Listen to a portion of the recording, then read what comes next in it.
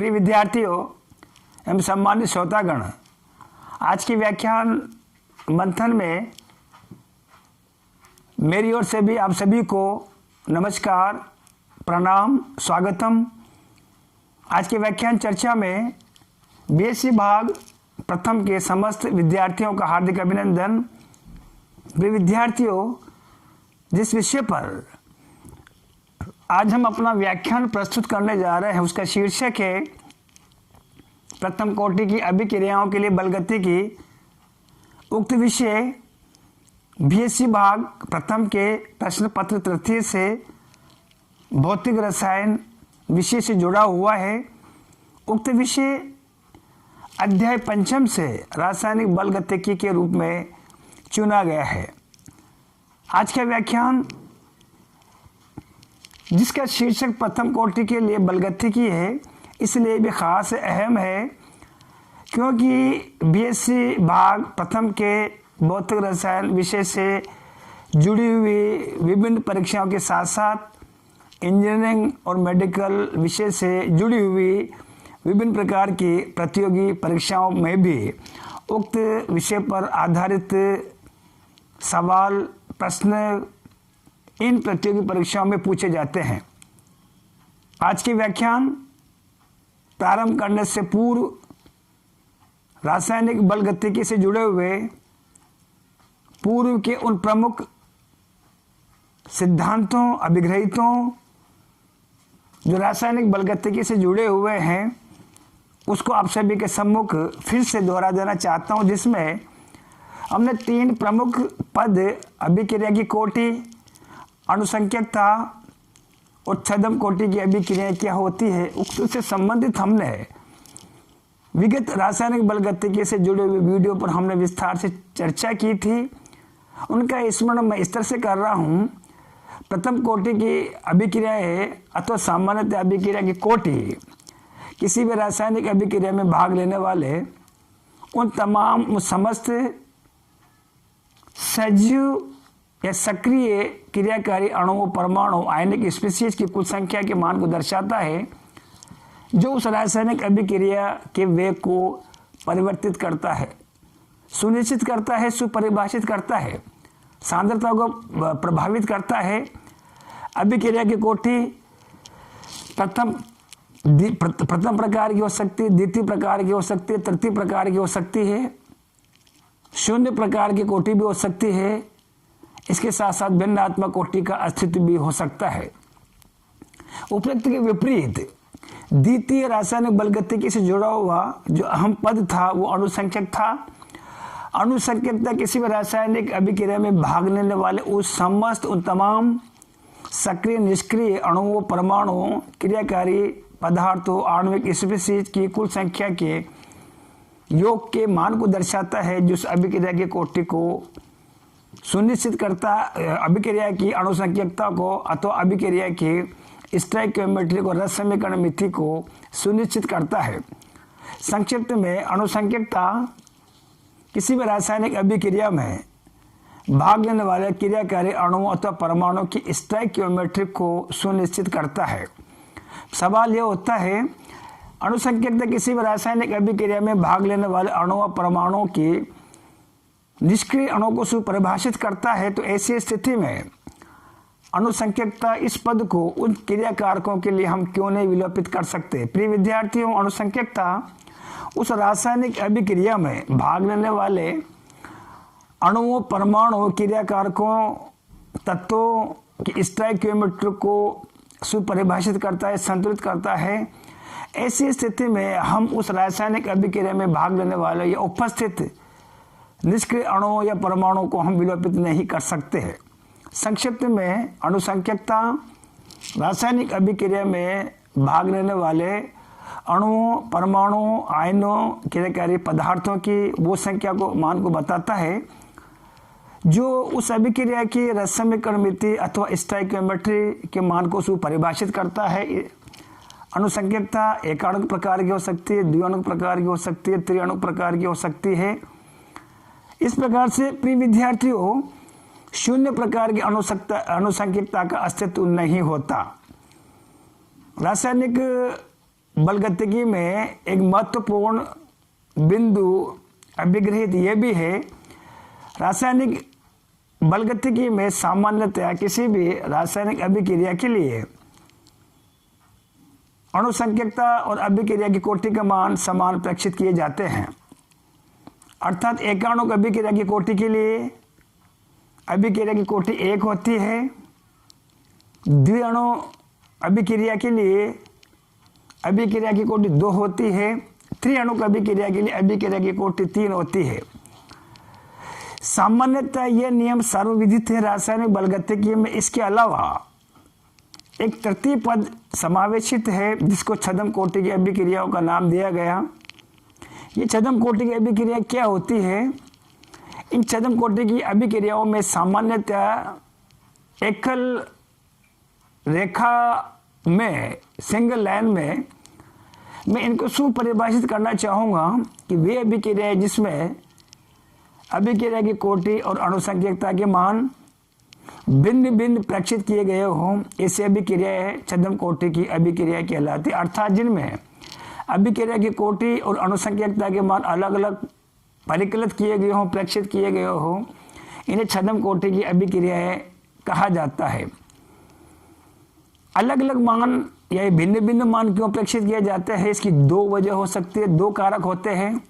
पहला वाला जो कारक होता है तो उस रासायनिक अभिक्रिया में भाग लेने वाला एक ऐसा क्रिया कारक उपस्थित है जिसकी सांद्रता का मान अत्यधिक है, अधिक है।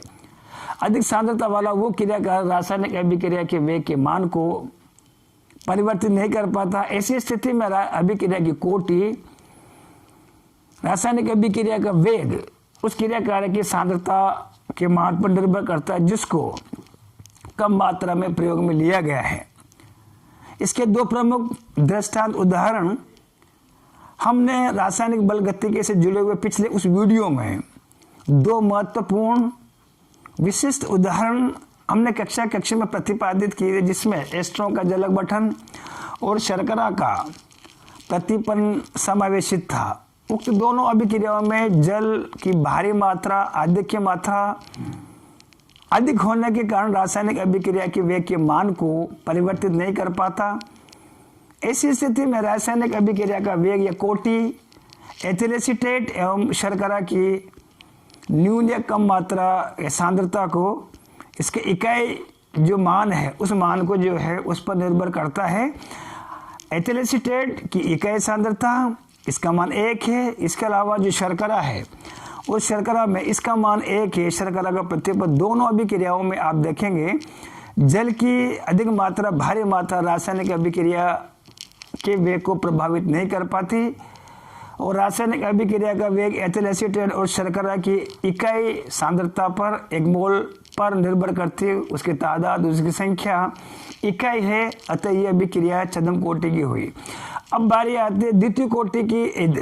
दूसरी जो वजह है, दूसरा जो कारक है वो कौन सा होता है जिसमें अभिक्रिया की कोटि और अणुसंख्यकता के मान भिन्न भिन्न प्रेक्षित किए गए हो। दूसरी जो वजह है, दूसरा जो कारक है वो कारक है क्रियाविधि। उस क्रियाविधि में आप ये देखेंगे प्रिय विद्यार्थियों कि क्रियाविधि में कोई भी रासायनिक अभिक्रिया जो है जटिल से जटिलतम अभिक्रिया है प्रेक्षित की जाती है, पाई जाती है। इन जटिल अभिक्रियाओं में क्रियाविधि में एक पद को छोड़ करके शेष पद जो है तीव्र गति से संपन्न होता है और तीव्र गति से संपन्न होता है। तो ऐसी स्थिति में जो धीमी गति वाला जो पद होता है क्रियाविधि में वो वेग निर्धारक पद होता है और वेग निर्धारक जो पद होता है उस वेग निर्धारक पद में कुल कितने अणु हैं क्रिया कारक है उनकी संख्या को काउंट करके, मोलों की संख्या को काउंट करके उस अभिक्रिया से तत्संगत तदनुरूप अभिक्रिया की कोटि को सुपरिभाषित करना होता है। 3 महत्वपूर्ण एग्जाम्पल दृष्टांत विगत व्याख्यानों में हमने नाइट्रोजन पेंटाऑक्साइड का विघटन, दूसरा दिया था हमने पेरोक्साइड डाइसल्फाइड का आयोडाइड के साथ अभिक्रिया और तीसरा नाइट्रोजन डाइऑक्साइड का फ्लोरीन के साथ क्रिया ट्रीटमेंट। ऐसी स्थिति में नाइट्रोजन पेंटाऑक्साइड और इन तमाम जितने भी रासायनिक अभिक्रिया हैं उस विगत वीडियो में हमने विस्तार से जो है क्रियाविधि के माध्यम से ये सुस्पष्ट करने का प्रयास किया था। इन तमाम रासायनिक अभिक्रियाओं में एक पद को छोड़ करके शेष पद वो तीव्र गति से संपन्न होता है। जो धीमी गति वाला जो पद होता है वो वेग निर्धारक पद होता है। उस वेग निर्धारक पद में आप देखें कितने क्रियाकारकों अणुओं की संख्या कितने होते हैं, उन समस्त को गिन करके कितने मौलों की संख्या है वो उस अभिक्रिया की कोटि के मान को दर्शाता है। इसके अलावा हमने विगत व्याख्यानों में हमने एक ऐसी रासायनिक अभिक्रिया एक विशेष शून्य कोटि की अभिक्रियाओं से संबंधित होती है जो शून्य कोटि की अभिक्रियाओं के मान को सुपरिभाषित करता है, जिसमें H2Cl2 twice mole of HCl का निर्माण होता है। उसमें हमने ये प्रतिपादित किया था, ये प्रमाणित किया था कि शून्य कोटि की जो अभिक्रिया है सूरज का प्रकाश जल तल के ऊपर स्थित दाब पर किस तरह से हाइड्रोजन और Cl2 आपस में क्रिया करके ट्वाइस HCl का निर्माण करते हैं। ये शून्य कोटि की अभिक्रियाओं से जुड़ा हुआ एक महत्वपूर्ण उदाहरण था, जिसमें हाइड्रोजन और Cl2 की सांद्रताएं इकाई आयतन में आप देखेंगे घटती है, लेकिन HCl बनने के साथ ही जैसे HCl बनता है तुरंत हाथ से जो है HCl का विघटन शुरू होता है और हाइड्रोजन और Cl2 का निर्माण होता है। इस प्रकार से इकाई आयतन में हाइड्रोजन और क्लोरीन का बनना, टूटना और वापस उसी का बनना HCl के विघटन के साथ साथ ये शून्य कोटि की अभिक्रिया का एक महत्वपूर्ण उदाहरण होता है।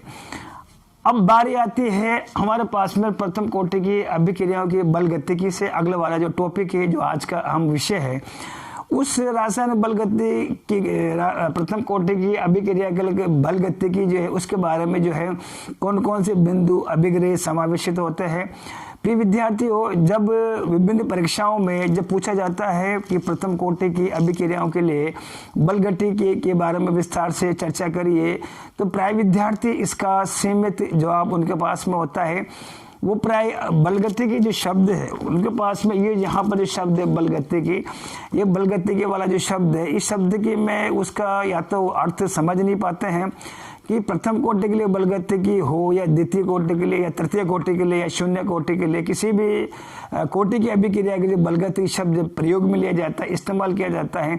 ऐसी स्थिति में प्राय उनके मस्तिष्क में भ्रम की स्थिति पैदा हो जाती है कि बल गतिकी में कौन कौन से बिंदु समावेशित होता है, क्या क्या जरूरी चीज़ें जो है रासायनिक बल गति से जुड़ी हुई जो है लिखना होता है। इसमें मैं आप सभी के सम्मुख उपस्थित होकर सुस्पष्ट कर देना चाहता हूँ, सुपरिभाषित कर देना चाहता हूँ। 5 या 6 बिंदुओं के आधार पर किसी भी कोटि की अभिक्रियाओं के लिए उसको जो है आवश्यक जो है नोट्स जो है लिखा जाता है। उसमें जब बल गतिकी शब्द आता है तो सबसे पहले आपको जो है वेग समीकरण, प्रथम जो बिंदु होता है वेग समीकरण या वेग नियम, इसके बारे में आपको जो है उसकी परिभाषा देनी होती है। और वेग नियम या वेग समीकरण जो है कितने प्रकार के होते हैं, अवकलित समाकल, इनके बारे में लिखना होता है।